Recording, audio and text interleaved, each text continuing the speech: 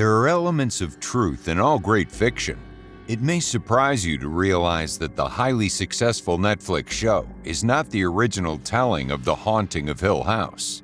In fact, even the book is not wholly a work of fiction. The inspiration for this story might be eerily familiar for the viewers of the show. Whilst not based on true events, there are a list of real-life places and occurrences that have inspired this story. From one of the most famous haunted houses in America to a mad king in Germany in the spirit of a buried alive nun, our tales of true inspiration are as haunting and terrifying as any work of fiction. Today, we take a look at the true story of The Haunting of Hill House. For those unfamiliar with the novel, The Haunting of Hill House by Shirley Jackson, we shall recap the basic premise. This may be slightly different from the show, however, as we look at the inspiration for the original story, and some of the details were altered for TV.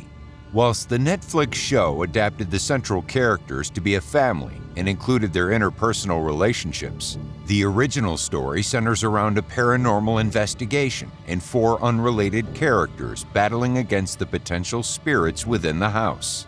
Let us now look at some of the real-world inspiration for the story. We are not sure if many of you would imagine there is a link between an infamously eccentric 19th century Bavarian king, a Netflix horror series, and Disney, but strangely, that is the case.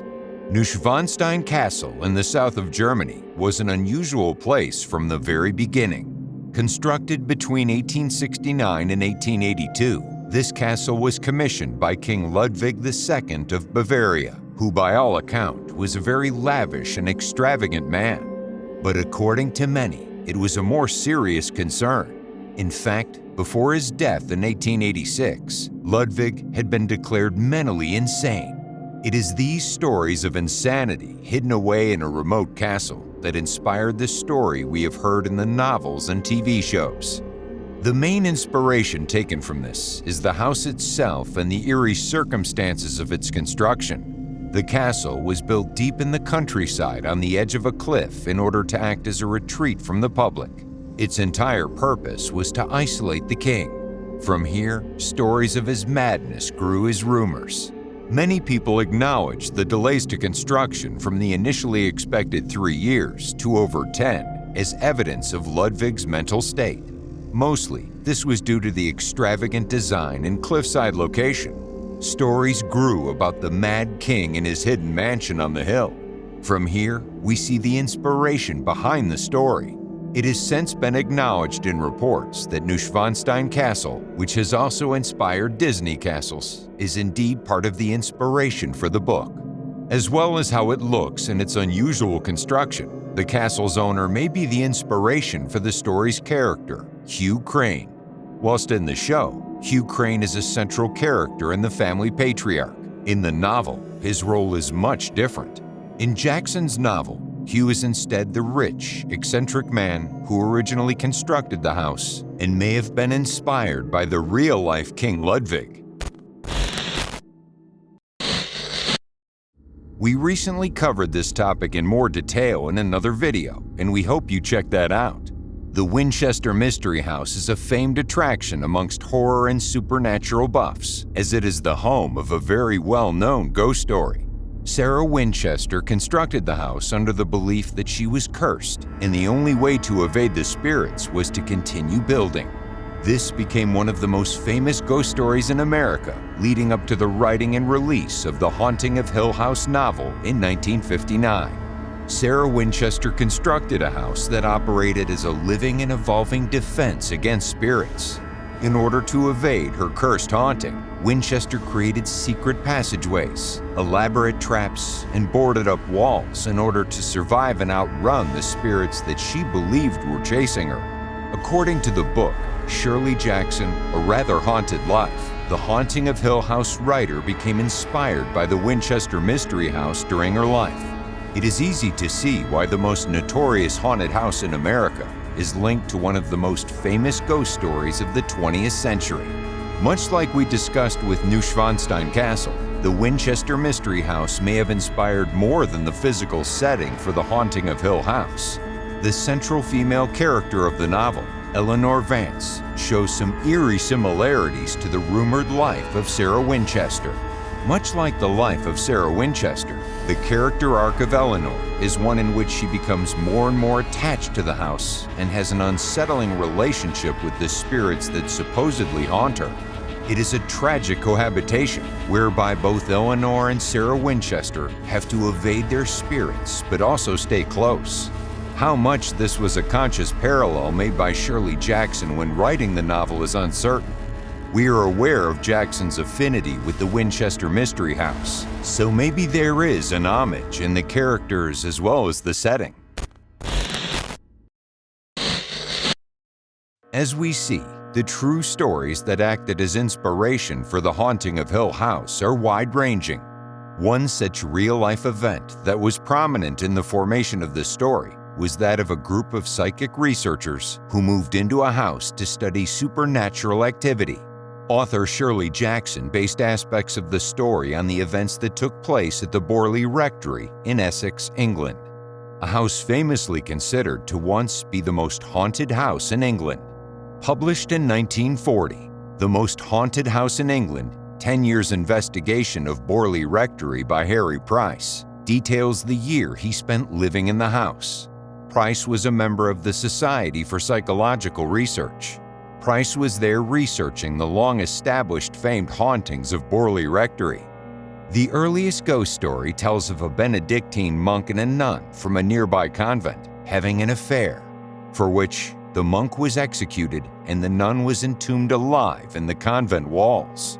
The origin of this story remains a mystery that has been unproven.